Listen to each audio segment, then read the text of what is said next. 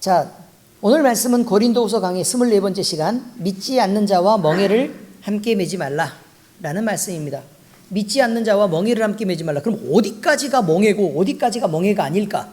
도대체 얼굴도 보지 말고 살라는 얘기인가?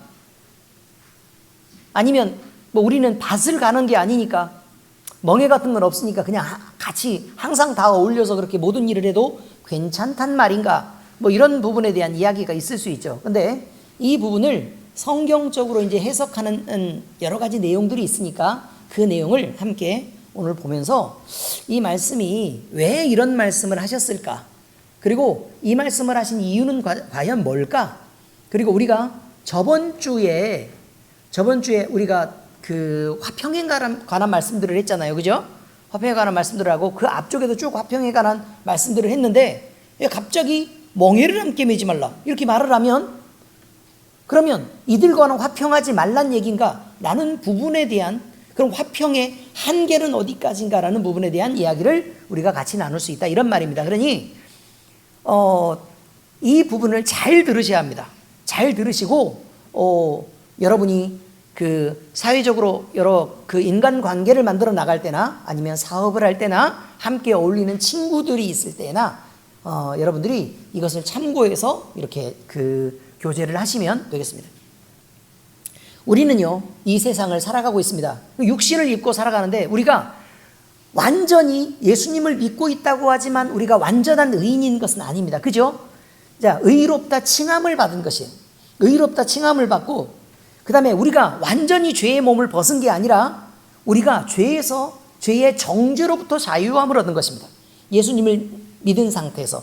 그런데 여전히 육신을 안고 있고 또 여전히 우리는 죄의 세상에 살고 있기 때문에 왜곡되고 여전히 습관적인 문제를 계속 일으키고 또 우리가 하나님으로부터 때로는 멀어졌다 가까워졌다 방향을 틀었다 또 다시 되돌려서 돌이켜서 또 바로 했다 이렇게 이런 여러 가지 내용들을 반복하면서 지금 현재 살아가고 있습니다. 그런데 어느 누군가와 어떤 관계로 만약 연결되어서 살아갈 수밖에 없다면 우리는 그 관계가 저번 주에 말씀했다시피 과연 우리가 지금 허용하는 원이 작은 원도 가까이 있는 원도 있고 그 다음에 반지름이 더 큰 원, 더 큰 원들이 있을 수 있잖아요. 그죠? 그러면 어디까지를 우리가 허용해야 될 것인가 라는 부분에 대한 고민들을 할 수 있게 된다는 것입니다. 어떤 사람과는 친구가 됩니다. 또 어떤 사람과는 동료가 됩니다. 또 어떤 사람과는 스승과 제자가 되어 살아갑니다. 어떤 사람과는 가족이고 또 어떤 사람과는 부인입니다. 물론 남편이기도 합니다. 네, 또 어떤 사람과는 그냥 이웃으로 살아가기도 합니다. 여러분. 그래서 누구와는 인간적으로 어울려 즐거움을 함께 나누는 사이도 있고 또 어떤 사람과는 함께 일하는 것을 공유하며 더 높은 효율을 위해서 생산적인 일을 도모하는 경우들도 있습니다. 그리고 또 어떤 사람과는 위로하는 위치에서 서로의 이야기를 들어주고 또 같이 흉볼 때 같이 흉을 봐주고 또 흉볼 때 네가 나빠 라고 말하지 않는 그 어떤 사람들이 존재한단 말입니다. 그리고 어떤 사람과는 가르치고 또 배우고 또 어떤 사람과는 하나님께 영광을 돌리는 예배하는 일을 함께하고 교회 안에서 지체로 살아가기도 한다는 것입니다. 자, 이렇게 우리는 서로를 통해 일을 하고 성장을 시키기도 하고 또 성장하기도 하고 또 관계를 나누면서 이렇게 교감하면서 살아갑니다. 우리는 이런 다양한 관계가 우리 주변에 존재한다는 것을 알 수 있습니다. 그런데 성경에서는 이 모든 관계를 아주 간단하게 둘로 나눠버립니다. 모든 관계를 믿는 사람과 믿지 않는 사람. 성경의 많은 이야기들을 우리가 카톡 설교에서 쭉 보다시피 의인과 악인으로 정확하게 딱 나눠서 그렇게 설명하고 또 구분합니다. 그러면 우리는 어떤 생각을 가지고 있어야 되냐면 성경이 이렇게 한다면 우리도 기본적으로 이런 생각 한계는 가지고 있어야 되는구나 라는 것을 우리는 늘 염두에 둬야 합니다. 보이지 않는 세계인 영적 세상과 그 관계에 대한 이해로부터 출발한 이 양분화된 두 그룹은 말이죠. 하나님의 세상과 사탄의 세상으로 나눠져 있기 때문에 이것이 우리가 보이지 않아도 다시 말해서 우리가 사는 원이 한 개라면 육신의 삶이 반이다 이 말이에요. 그죠? 그리고 나머지의 감춰진 반이 뭐라고요? 영적인 세상이란 말이에요. 그런데 이 영적인 세상을 하나님은 이 부분에 대해서 포커스를 맞추고 이 부분을 이해해서 육신의 세상을 살아가야 된다고 지금 얘기를 하고 있는 부분이기 때문에 여기서는 누가 누구 그래서 이렇게 하지 말란 얘기냐 이렇게 하란 얘기냐 이런 말 뜻이 아니라 이 부분을 충분히 이해를 해서 여기에 적용해야 된다고 말하고 있는 것입니다. 그래서 하나님의 사람은 하나님께 영광을 돌리고 하나님과 함께 살아가는 사람이지만 하나님을 거부하는 사람의 그룹도 있고 하나님을 대적하는 일을 하도록 영적으로 역사하는 영의 영향을 받는 사람들이 있다라는 것을 의미합니다. 이게 둘 중에 하나라고 지금 얘기합니다. 우리 모두는 이 영적 비밀을 깨달아야 합니다. 단순히 믿지 않는 사람을 그냥 그저 거부하는 것처럼만 보이면 우리는 교회 밖의 세상에 대해서 배타적인 사람들로 잘못 보여줄 수 있습니다. 그냥 밀어내란 얘기가 아닙니다. 영적 세상을 알아야 된다고 얘기하는 것이죠. 성경이 믿지 않는 자와 멍에를 함께 매지 말라고 하는 말의 의미가 무엇인지 우리가 오늘 시간을 통해서 잘 깨달아 알고 자신의 삶에 잘 적용할 수 있게 되기를 예수 그리스도의 이름으로 축원합니다. 자, 오늘 본문 말씀을 보면 이렇게 되어 있습니다. 너희는 믿지 않는 자와 멍에를 함께 매지 말라. 자, 그런데 이 말은 명령이고요. 그 다음에 설명이 나옵니다. 설명이 뭐냐면 의하고 불법은 함께 할 수 없다. 빛과 어두움도 구분되어야만 하는 거다. 그리스도와 벨리알이 어찌 조화가 될 수 있겠느냐? 서로 나눠져야지. 그죠? 믿는 자와 믿지 않는 자가 어찌 상관하겠느냐? 이 말이 무슨 말이냐면 그 앞에 나와 있는 근거로 쭉 얘기하는 거예요. 믿는 자라는 말은 의이고 빛이고 그리스도인데 어떻게 불법이고 어둠이고 벨리알이 어떻게 함께 어울려 살 수 있겠느냐라는 말을 하고 있는 것입니다. 하나님의 성전과 우상이 어찌 일치가 되리요? 우리는 살아계신 하나님의 성전이라. 그럼 나머지는 뭐란 말이에요? 그렇죠. 성전이 아니란 얘기죠. 우상이란 얘기예요. 우상. 성전이 아니면 우상입니다. 누구라도 섬길 수밖에 없으니까. 보세요. 그 앞에 보니까 하나님의 성전과 우상이 어찌 일치가 되리요? 라고 표현되어 있죠. 그죠? 우리는 하나님의 성전이에요. 그러면 나머지는요? 우상이란 뜻입니다. 세상을 우상 삼든 돈을 우상 삼든 아니면 자기 건강을 우상 삼든 자기의 주장을 우상 삼든 아니면 진짜 막 귀신을 믿고 막 무당 보러 다니든 뭐 이런 여러 가지가 다 있을 텐데 문제는 이 모든 것이 우상이라고 얘기하는 거예요. 우상이다. 자, 이와 같이 하나님께서 이르시되 내가 그들 가운데 거하며 두루 행하여 나는 그들의 하나님이 되고 누구의 하나님이라고요? 우리의 하나님이라 이 말이에요. 우리의 하나님이고 우리는 그래서 주의 성전이라 이 말이에요. 그들은 나의 백성이 되리라. 그러므로 너희는 그들 중에서 나와서 따로 있고 부정한 것을 만지지 말라. 자, 이렇게 돼 있어요. 그들 중에서 어떻게 하라고요? 나오라고요. 나오라고. 그들 속에 들어있지 말고 나오라고 얘기하는 거예요. 그래서 제목을 정할 때 되게 고민을 했어요. 사실 믿지 않는 자와 멍에를 함께 매지 말라. 이거보다 사실은 제가 그 제목을 삼고 싶은 건 그들 중에서 나와서 따로 있으라. 이렇게 하고 싶었다 이 말이에요. 그들 중에서 나와야 된다고요. 내가 너희를 영접하여 너희에게 아버지가 되고 너희는 내게 자녀가 되리라. 전능하신 주의 말씀이니라 하셨느니라. 어떻게 하나님의 자녀가 세상의 시궁창 속에서 빠져서 살아야 되겠느냐? 그럴 수 없다라고 지금 얘기하는 것입니다. 자, 그래서 성경 안에 들어있는 여러 가지 말씀들을 꺼내보려고 합니다. 자, 첫 번째는 우리의 몸은 우리 것이 아닙니다. 그리스도의 소유입니다. 초대교회 당시에도요, 지금 마찬가지죠. 진리를 바꿔서 자기들의 주장을 만들어 퍼뜨리는 이교도들이 있었고, 또 진리를 팔아서 세상의 것으로 보상을 받으려고 하는, 돈을 만들고 그 다음에 자기 명예를 얻으려고 하는 그런 세상의 것을 탐해서 자기의 배를 불려가는 거짓 사도들이 있었습니다. 초대교회와 사도들은 이들과 타협하고 교류하는 것을 강력하게 차단하고 단호하게 제한했습니다. 이들 주변에는 아는 사람도 있었을 것이고, 우리가 예를 들어 뭐 우리가 살아가다 보면 나랑 엄청 친하게 지내는 김창식 씨가, 김창식 씨, 이달용 씨가 맨날 인사하고 막 이렇게 같이 지내는데, 아니 이 사람이 세상에 속한 사람일 경우가 많아요, 적어요? 많죠. 그냥 그렇다라고 얘기하고 있는 것입니다. 그런데 단호하게 차단하고 있습니다. 이들 주변에 아는 사람도 있었을 것이고, 그 중에 누구는 되게 친하게 지내왔던 이들도 분명히 있을 거라 이 말이에요. 그러나 교회는 이들과의 엄격한 단절을 선포함으로써 또 배척하게 하고 성경 안에 있는 예수 그리스도의 진리를 지켜내려고 애썼던 것입니다. 말씀을 보니까 이래요. 신명기 22장 9절에서 11절 보니까 이렇게 되어 있어요. 내 포도원에 두 종자를 섞어 뿌리지 말라. 그리하면 내가 뿌린 시에 열매와 포도원의 소산을 다 빼앗길까 하노라. 너는 소와 나귀를 결의하여 같이 갈지 말며 양털과 배실로 섞어 짠 것을 입지 말지니라. 아니, 다른 건 다 떠나도 우리 업계 전문가에게 묻겠습니다. 양털과 배실로 섞어 짠 거 요즘에 있어요, 없어요? 많이 있죠. 아니, 혼방이 많이 있습니다. 그런데 기능상으로 뛰어납니다. 그러니까 이 얘기는 그 얘기가 아닐 거라는 얘기를 우리는 금방 알아야 됩니다. 소와 나귀를 한꺼번에 그 결의를 하면 안 된다. 이게 무슨 말이에요? 멍에를 같이 씌울 때요, 한쪽에는 소가 있고 한쪽에는 나귀가 있다 이 말이에요. 그런데 두 마리를 같이 씌워가지고 이렇게 가면 누구는 힘이 세고 누구는 약할 테니 힘센 쪽은 힘이 앞으로 밀어버리면 그럼 반대쪽에 힘이 다 걸리잖아요. 그럼 힘 없는 놈이 그 밭을 다 갈아야 된다고.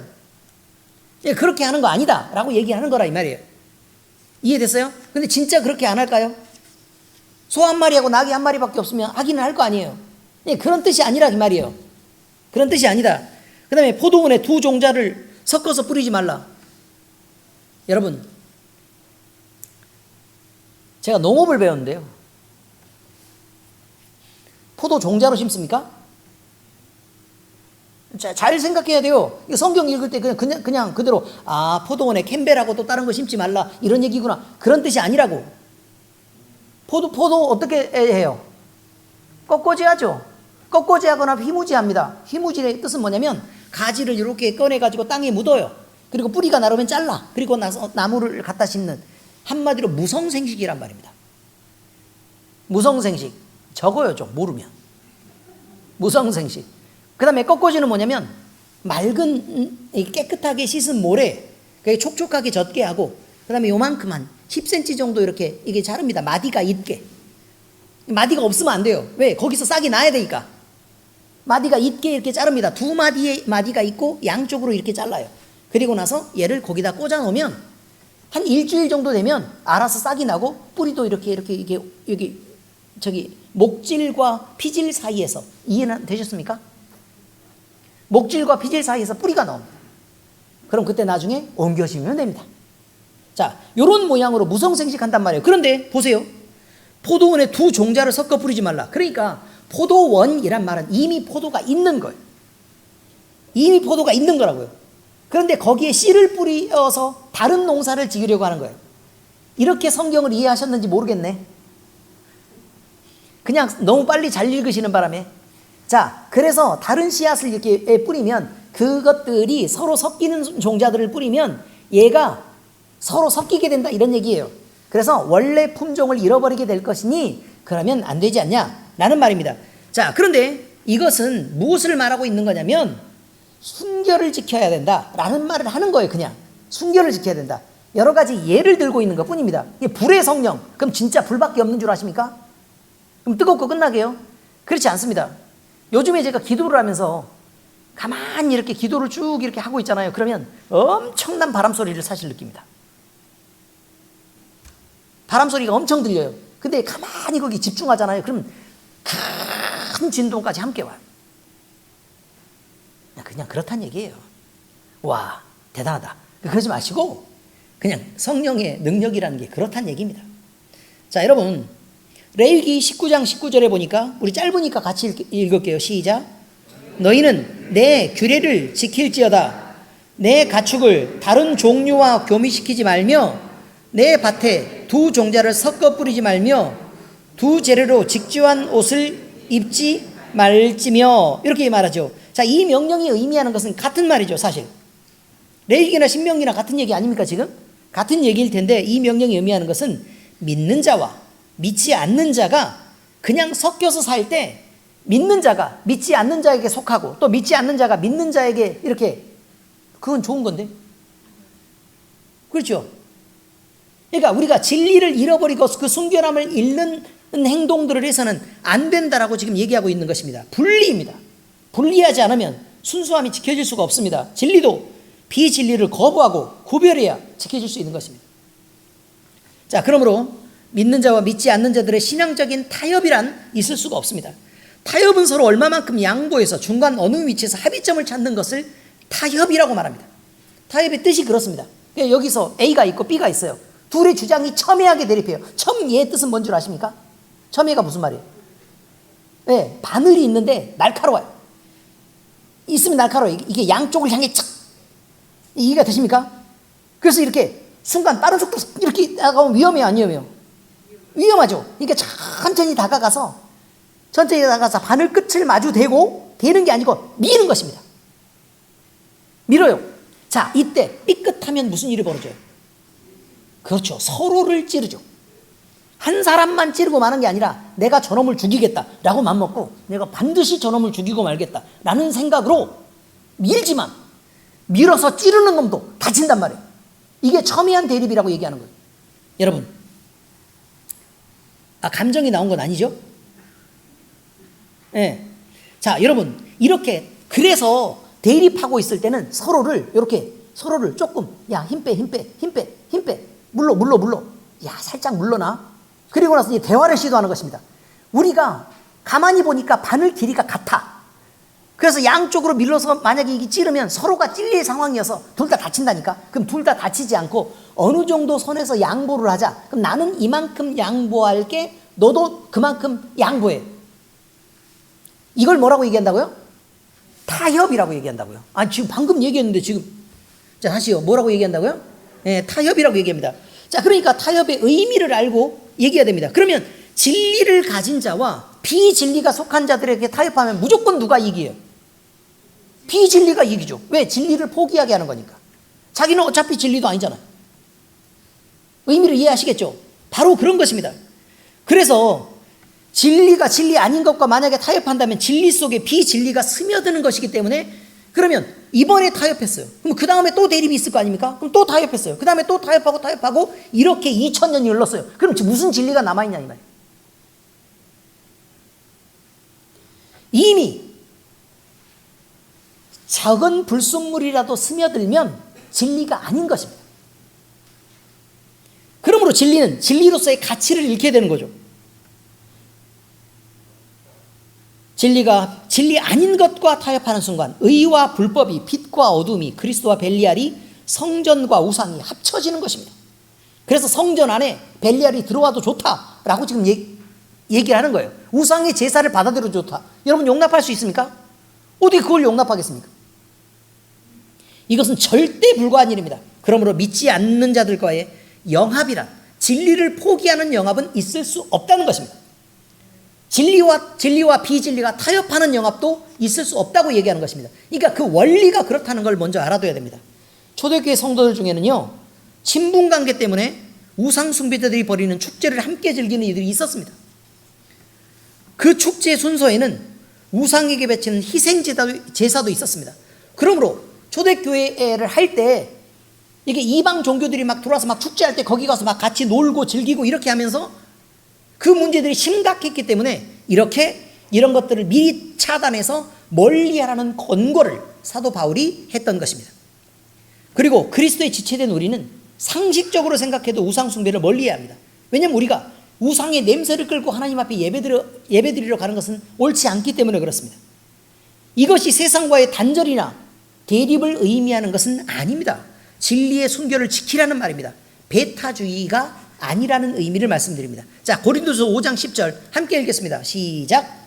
이 말은 이 세상에 음행하는 자들이나 탐하는 자들이나 속여 빼앗는 자들이나 우상 숭배하는 자들을 도무지 사귀지 말라 하는 것이 아니니, 만일 그리하려면 너희가 세상 밖으로 나가야 할 것이라. 아니, 이거 싫어서 수도원으로 들어간 사람들이 있습니다. 근데 이건 성경적이다 아니다. 아니다 이 말이야. 아니다. 성경적이 아니다. 이 세상 사람과 함께 부딪히며 만나고 이야기하고 어울리는 것은 맞다. 그들과 사귐이 있어야 한다. 말이 그냥 그렇다니까요. 같은 사도 바울이 쓴 편지입니다. 이건 고린도 전서고 지금 우리가 공부하고 있는 건 고린도 후서예요. 같은 교회에 보낸 것입니다. 그런데 사귀라 그래요? 사귀지 말라 그래요? 사귀라 그래요. 그런데 멍에를 함께 매지 말라 그래요. 그러면 이것은 사귀는 단계를 넘어 그보다 더한 단계까지 가지 말라는 어떤 선이 있구나라는 걸 우리로부터 알게 하는 거라 이 말이에요. 자, 다음입니다. 음행을 피하라 라는 말입니다. 음행을 피하라. 성도가 믿지 않는 자들과 멍에를 같이 할 수 없다고 사도 바울은 강조하고 있는데, 이것은 그리스도인들이 행동하는 한계를 정하고 있는 것입니다. 다시 말하면 그리스도인은 믿지 않는 자들과 교제할 수 있습니다. 그러나 교제하더라도 그들의 문화를 받아들여 믿음의 순수성과 성결한 생활을 잃어버려서는 안 된다는 말을 하고 있는 것입니다. 통상적으로 음행은 남녀 사이에서요, 정조를 깨고 남편이 자기 아내를 두고 바람을 피우고 밖으로 나가서 딴 여자를 사귀고 막 성관계를 갖고 이런 걸 말합니다. 아내가 자기의 남편을 두고 육신의 즐거움을 위해서 밖에 나가서 딴 남자를 만나고 다니는 것을 뭐라고 말하냐? 음행이라고 얘기합니다. 그런 생각을 품는 것까지도 음행이라고 얘기합니다. 자, 그런데 이런 것이 바람직한 일이겠습니까? 그렇지 않습니다. 결혼을 했으면 서로 간에 정결하는 약속을 지켜야 되고, 그 약속을 했었으면 그 약속은 깨져서는 안 되는 것입니다. 만약에 그 약속을 지킬 수 없다, 그러면 서로 헤어지면 되죠. 음행이란 육체적인 성범죄나 성적 타락을 의미하고, 율법은 이를 행하는 자를 돌로 쳐서 죽이라고 명합니다. 그냥 약속 한 번 깼는데 그냥 저희는 사랑한 건데요, 그렇게 얘기하지 말란 말이에요. 자, 민수기 25장 1절에서 3절 그리고 5절 말씀입니다. 자, 함께 읽겠습니다. 시작. 이스라엘이 시딤에 머물러 있더니 그 백성이 모압 여자들과 음행하기를 시작하니라. 그 여자들이 자기 신들에게 제사할 때에 이스라엘 백성을 청하매 백성이 먹고 그들의 신들에게 절함으로 이스라엘이 바알볼에게 가담한지라. 여호와께서 이스라엘에게 진노하시니라. 모세가 이스라엘 재판관들에게 이르되 너희는 각각 바알볼에게 가담한 사람들을 죽이라 하니라. 자, 뭐라고요? 죽이라고 했다고요. 죽이라고. 자, 그런데 모세가 나왔어요. 모세가 나왔으니까 일단 광야죠. 여기까지는 이해가 되셨습니까? 모세가 나왔으니까 일단 광야잖아요. 광야인데 시딤이래요. 시딤. 시딤이 어디죠? 우리 얼마 안 지났어요. 시딤이 어디예요? 요단강에서 조금 떨어진 한 12km 정도 떨어진 동편에 있는 골짜기와 평야가 만나는 그쪽이에요. 그 시딤 골짜기라고 표현을 하죠. 자, 그런데 출애굽한 이스라엘 백성들이 광야를요 얼마를 돌았냐면 38년 돌았습니다. 이해하시죠? 그거는 38년 돌았습니다. 그리고 40년이 채 채워지지 않아서 지금 시딤 골짜기까지 이른 것입니다. 하나님은 뭐 하려고 하셔요? 지금 가나안에 들어가게 하려고 하신 거예요. 그러면 그때 이미 이스라엘에게는 훈련의 분량이 끝났다는 의미 아닙니까? 그죠? 훈련 분량이 다 끝나서 이제 정신이 다 들었을 것이구만. 그래서 거기에서 계수를 했어요. 마지막으로 계수를 한다고요. 이스라엘 백성들을 계수를 한단 말이에요. 근데 그 계수를 할 때 모세가 살았고요, 여호수아와 갈렙이 살았어요. 이 세 사람 외에는 출애굽한 사람들 중에 살아남은 사람이 없다고 말하는 그 계수가 바로 여기에요. 시딤. 그러면 충분히 훈련을 지금 받은 상태니까, 그러면 이제 우리는 들어가 가지고 누구만 섬기면 돼요. 땅 차지하고 가나안 토착민들을 몰아내고 우리만 거기 이제 땅을 분깃을 받아서 이제 살면 되잖아요.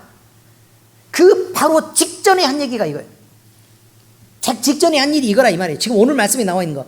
자, 이곳은 모압인들의 땅이었고요, 아벨 시딤이라고 부르는 시딤 골짜기예요. 여기서요 우리가 그 얘기가 있어요. 발람이라는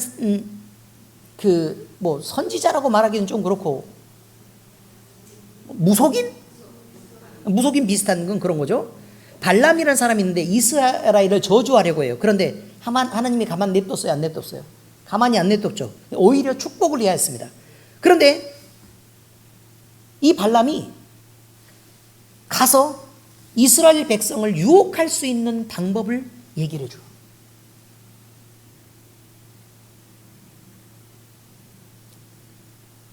그래서 모압 사람들한테 이 얘기를 해줍니다. 그러니까 그러면서 뭐라고 했냐면 예쁜 여자들을 데려다가 거기서 춤추고 야하게 축제를 벌이면 얘네는 못 버틴다. 이해가 되셨습니까? 그래서 그 축제를 합니다. 그러니까 이스라엘 젊은 남자들이 눈이 횟가닥 돌았습니다. 왜냐하면 그쪽에 있는 사람들은 이스라엘 백성들과는 좀 달라서 쭉쭉빵빵해요. 진짜로 한 얘기입니다. 아니, 남자들만 키가 크고 장대했을 것 같습니까? 그럼 제 말을 알아듣고 있습니까 지금? 여자들도 그냥 그랬겠죠.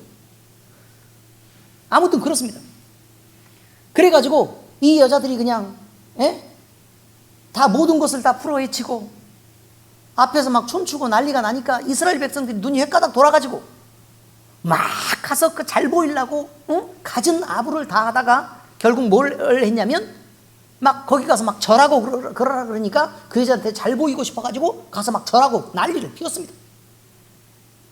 개놈의 새끼들이. 자, 그래서 음행에 빠졌다 이 말이에요. 음행에 빠졌다. 어디서요? 가나안에 들어가는 입구에서요. 그래서 여기서요, 그 음행의 결과로 신의 축제에 참여한 이스라엘 백성들이 함께 뛰놀았는데 엄격하게 죄를 물어서 다 죽이라고 얘기합니다. 바로 이런 것입니다. 어디까지가 허용해야 될 한계냐 이 말이에요. 어디까지가 허용해야 될 한계냐. 그들과 어울리는 게 안 되냐? 아니란 말이에요. 음행은 그 자체로서도 문제지만 결국 하나님을 온전히 섬기지 못하는 불결함이 이르는 것이 더 큰 문제라는 것입니다.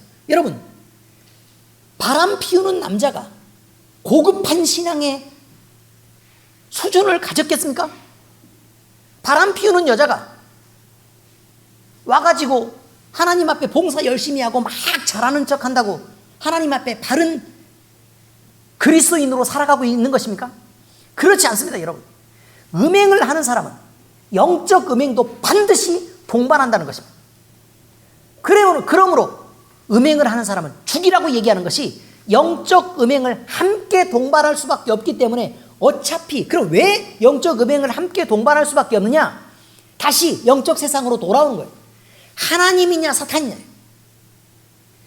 자기는 딴 여자를 사랑하면서도 나는 쭉쭉빵빵인 여자를 사랑해요 라고 얘기를 하면서 눈이 막 반짝반짝 그런 여자만 보면 반짝이고 막 잘해주고 막 이렇게 하는 남자들이, 일부러 남자 얘기만 하는 거예요. 여자들이 너무 찔릴까 봐.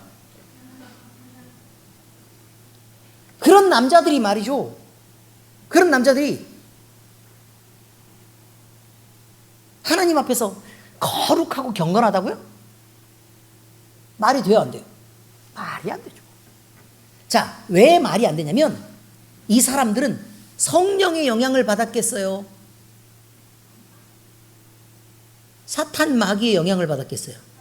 사탄 마귀의 영향을 받았죠.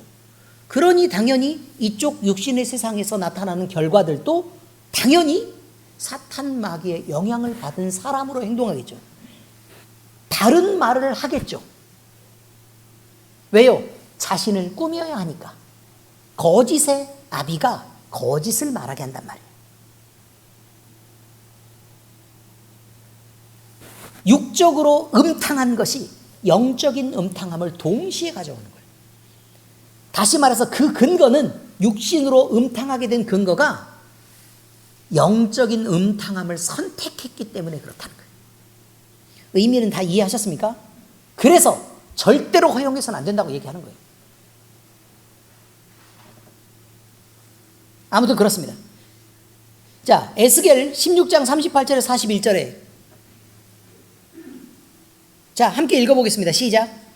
내가 또 간음하고 사람의 피를 흘리는 여인을 심판함같이 너를 심판하여 진노의 피와 질투의 피를 내게 돌리고 내가 또 너를 그들의 손에 넘기리니 그들이 내 누각을 헐며 내 높은 대를 부수며 내 의복을 벗기고 내 장식품을 빼앗고 내 몸을 벌거벗겨 버려두며 무리를 데리고 와서 너를 돌로 치며 칼로 찌르며 불로 내 집들을 사르고 여러 여인의 목전에서 너를 벌할지라.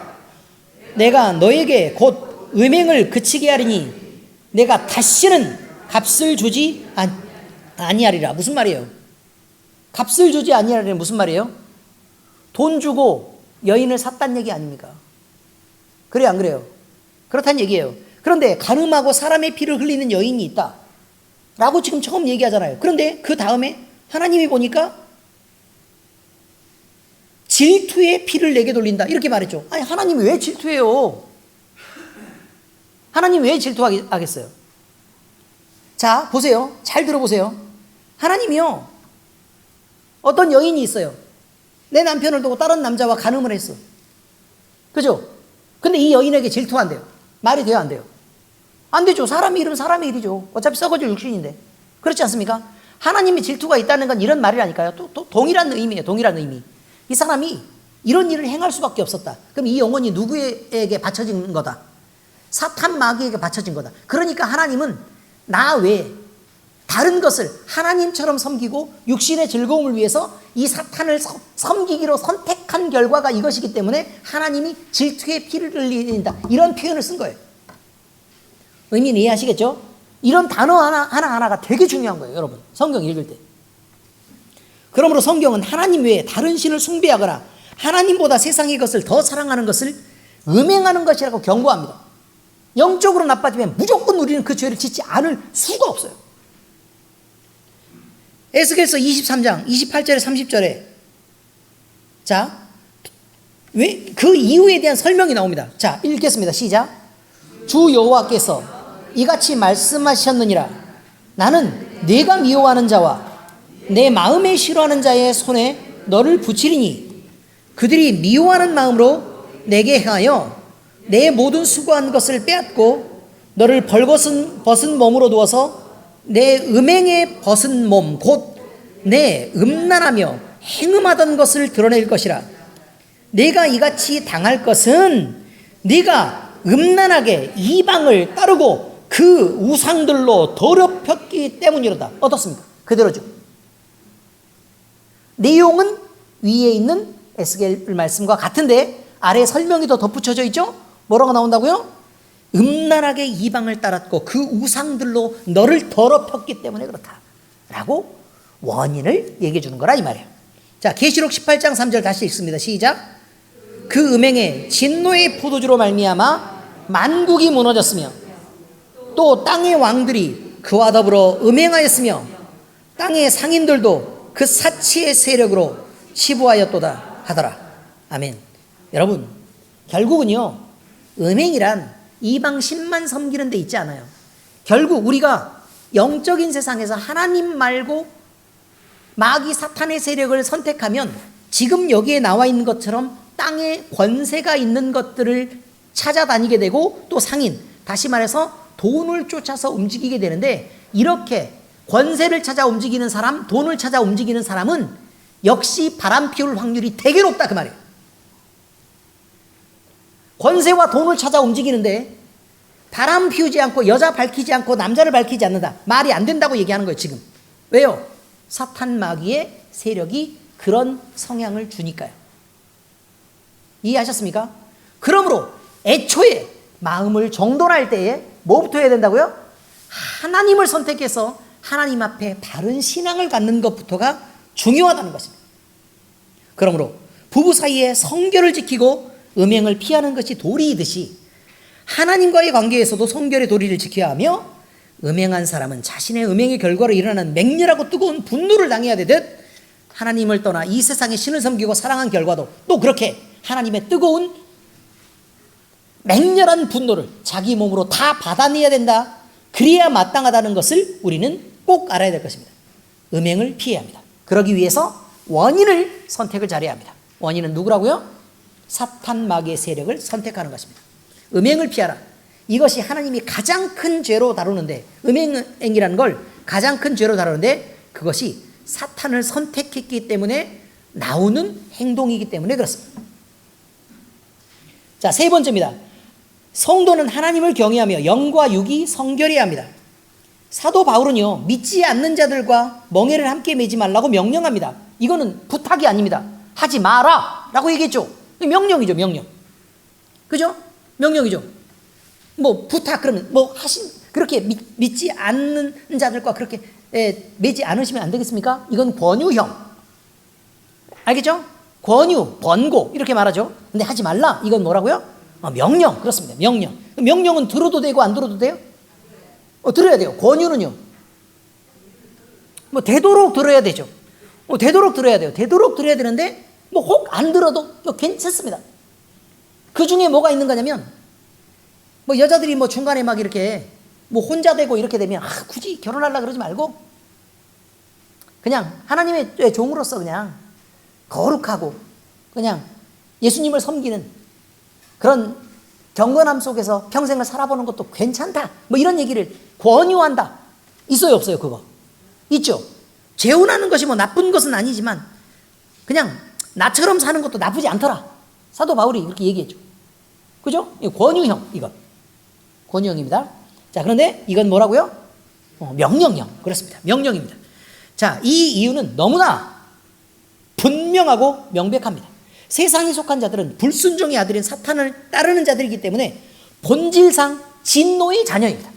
하나님으로부터 심판받고 벌을 받아야 되는 대상입니다.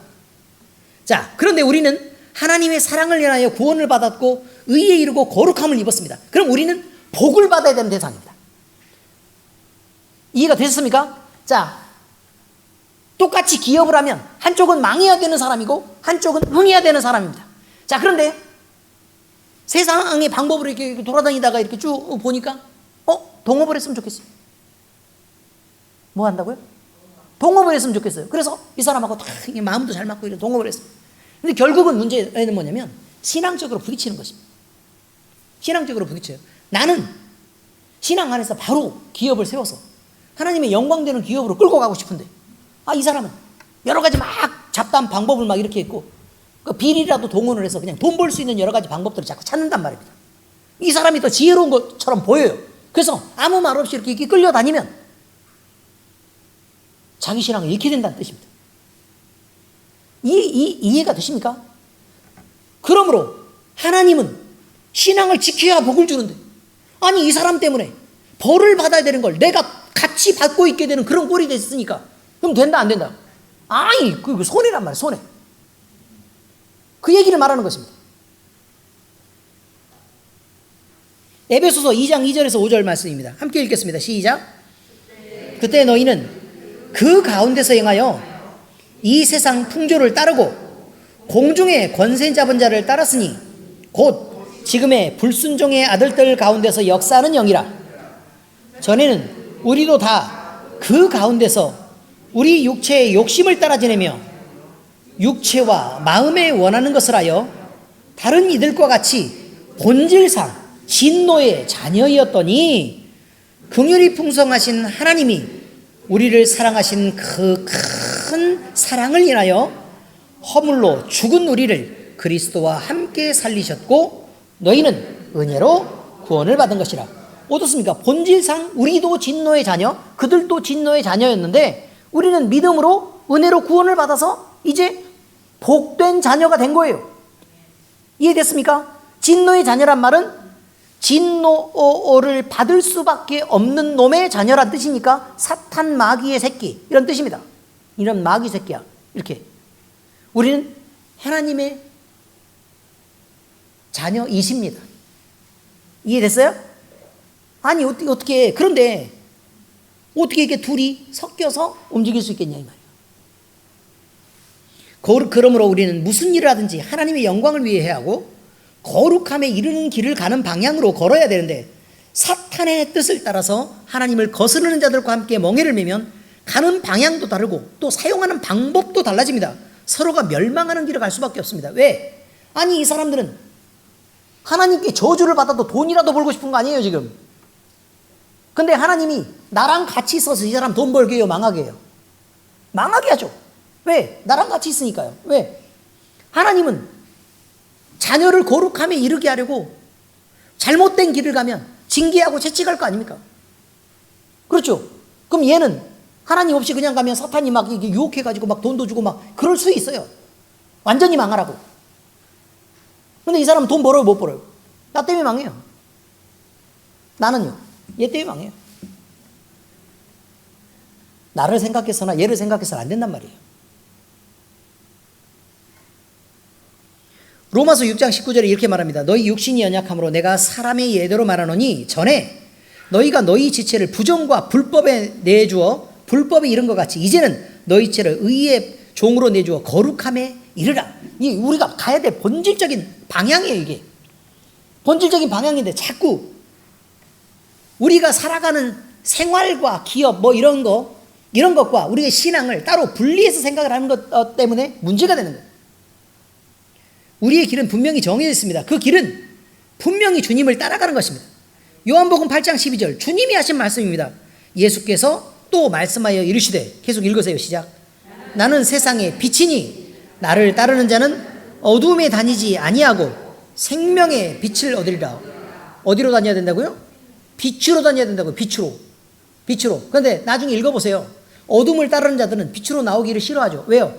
그들의 치부가 드러나니까요. 그러므로 우리는 성령의 인도하심을 따라 성결의 길을 가며 하나님을 경외하는 자로서 예배자의 삶을 살아야 되는 게 맞습니다. 자, 이제 성경 말씀 적용하겠습니다. 자, 우리는 하나님의 자녀다운 거룩함을 유지해야 마땅합니다. 자, 고급한 집안의 부잣집, 고급한 집, 명예를 가진 집의 자녀는 자기 행실에서 존귀함이 드러나야 된다라는 말이 있습니다. Noblesse of liege. 뭐 정확한지는 제가 나중에 묻도록 하겠습니다. 이는 높은 사회적 신분에 상응하는 만큼 도덕적 책무가 있다는 말입니다. 그러므로 그리스도인 역시 하나님의 자녀라는 고급한 신분에 어울리는 고급한 도덕적 책무를 지닌다는 사실을 잊지 말아야 됩니다. 그 신분에 어울리는 사람으로 만드시기 위해 하나님은 우리를 채찍으로 징계하시며 가르치십니다. 채찍으로 징계한다는 말은 진짜 채찍 꺼내가지고 막 이렇게 끝에 쇠고리 달아가지고 찍는다 이런 얘기가 아니에요. 좀 언어 영역이 약한 사람들이, 언어인가 요즘 국어 영역이라 그러나요? 어쨌든 좀 이렇게 언어적인 수준이 약한 사람들이 주로 이렇게 비유로 얘기하는 걸 잘 못 알아들어요.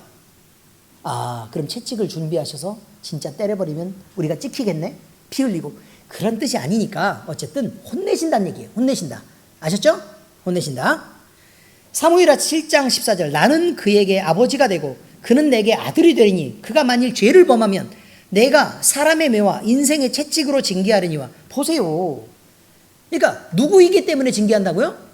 내 새끼니까 내가 혼내지 이 말이에요. 왜요? 망가지는 걸 보고 있을 수는 없지 않냐 이거죠. 하나님의 이름을 가진 사람으로 우리가 그 이름이 불려질 때 우리는 사람의 이름 누구누구보다 더 조심스럽고 막중한 책임을 지니는 것입니다. 무슨 말이냐면 우리가 갔을 때 중간에 어느 길을 딱 지나가는데 이승숙이라고 부르는 것과 엄마 아버지의 이름을 부르면서 어떤 어른이 누구누구의 그 집 딸이었지? 이름이 뭐였더라? 이승숙? 이렇게 부르는 거하고 같습니까? 무게가? 다르죠? 엄마 아버지의 이름을 부르면 왠지 주눅 들지 않습니까?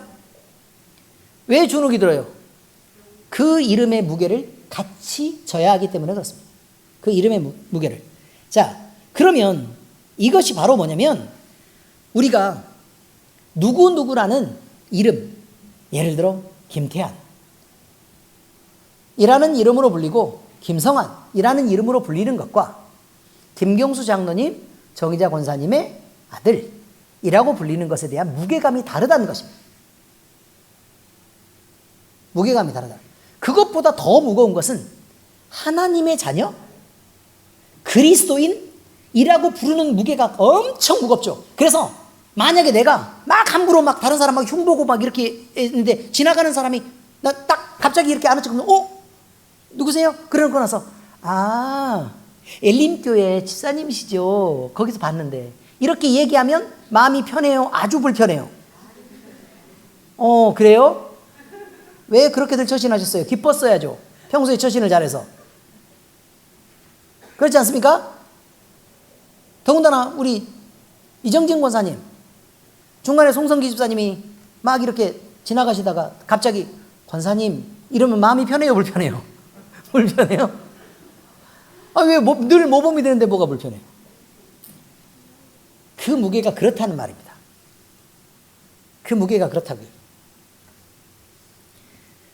하나님의 이름을 우리가 지고 살아가야 되기 때문에 그래서 그 무게가 무거운 것입니다. 자, 그래서 고린도서 3장 16절에서 17절에 그렇게 말해버립니다. 이거 굉장히 이게 우리한테 이렇게까지 말한다는 건 참 힘든 일입니다. 그러나 사실이 그러니까 뭐 어쩔 수가 없습니다. 자, 읽겠습니다. 시작. 너희가 하나님의 성전인 것과 하나님의 성령이 너희 안에 계시는 것을 알지 못하느냐?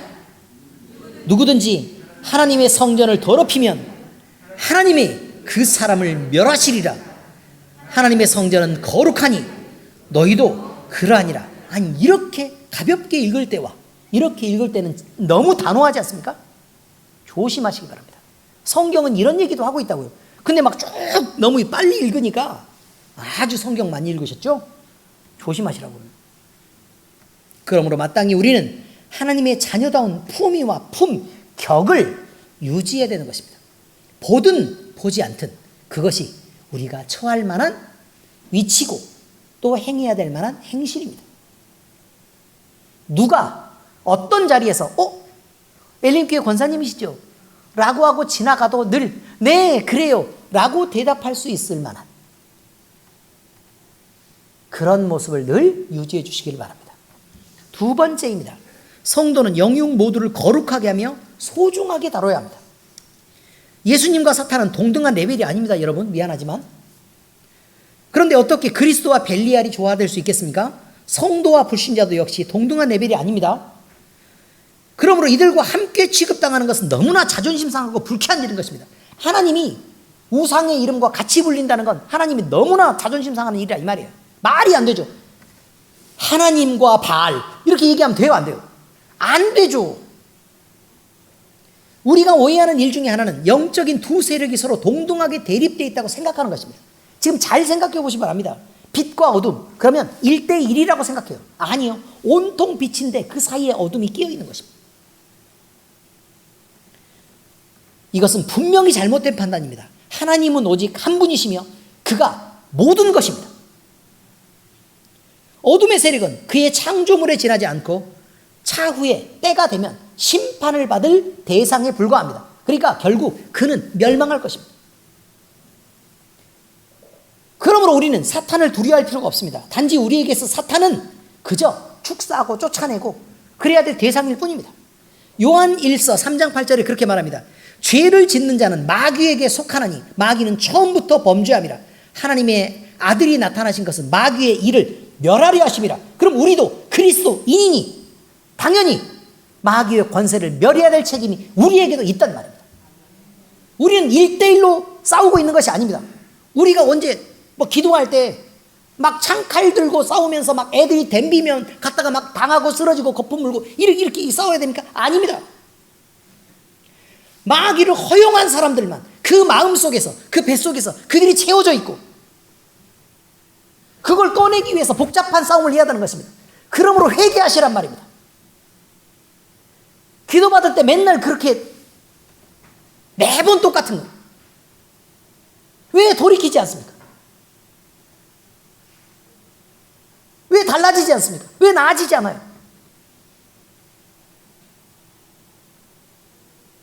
왜 여전히 기도 받을 때 회복됐다가 또 여전히 원래 위치로 돌아가도록 허용하시냐 그 말이에요. 이게 옳습니까? 목사님이 지금 건강해서 지금 맨날 기도해 주는 것처럼 보이십니까? 보시라고요, 이걸.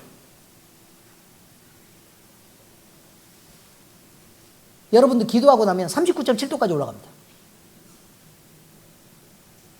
죽을 힘을 다해서 버티는 것입니다. 왜 거기에 대해서 여러분 아무 생각이 없습니까? 제가 수고했다고 얘기하는 게 아닙니다. 도대체 여러분은 여러분 자신에 대해서 무슨 책임을 갖고 있냐 이 말이에요. 두려워할 줄 알아야 합니다. 왜 사탄에게 자기 마음을 내놓고 자기 몸을 열어서 사탄을 받아들입니까? 이렇게 얘기하면 안 되겠지만 미쳤습니까? 도대체 제정신입니까?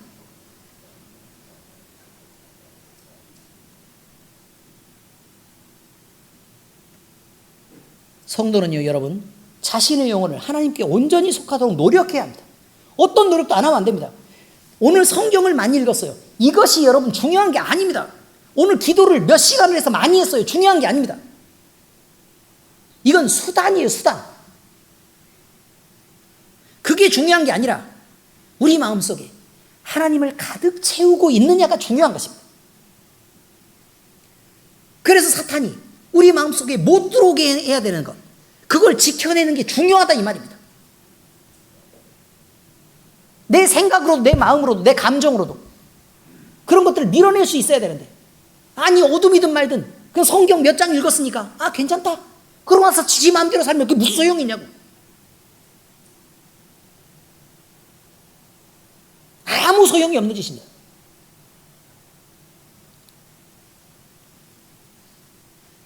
자신의 몸도 하나님을 담은 거룩한 성전으로 구별하고 소중히 관리하고 지켜내야 될 책임이 우리 각자에게 있습니다.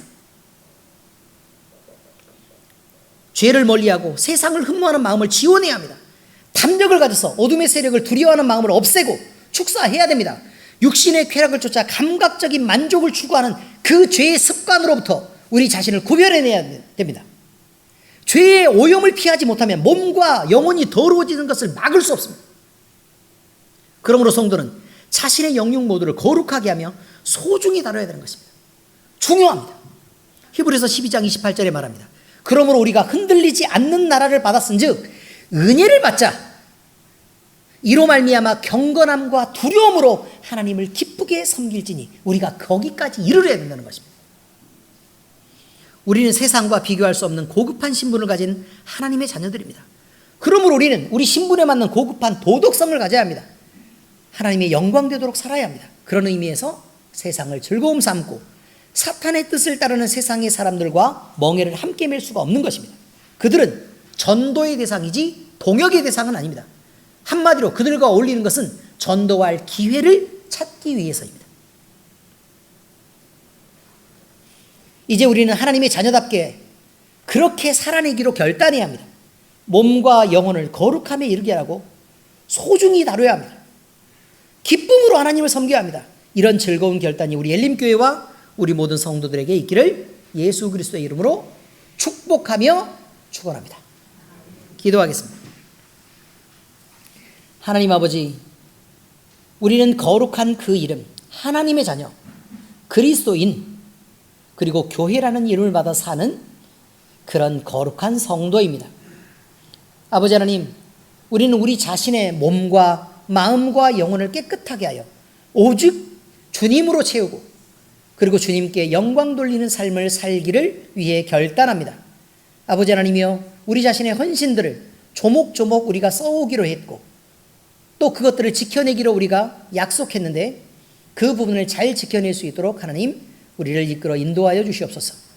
우리 마음속에 늘 성령 충만하게 하시고 주님을 향한 기쁨으로 즐거워하게 하시며 믿지 않는 자들을 향해 우리가 늘 전도의 기회를 찾을지언정 우리가 그들과 함께 어울리며 그들의 것을 받아들이고 함께 부패해가는 것을 허용하지 않게 하시옵소서.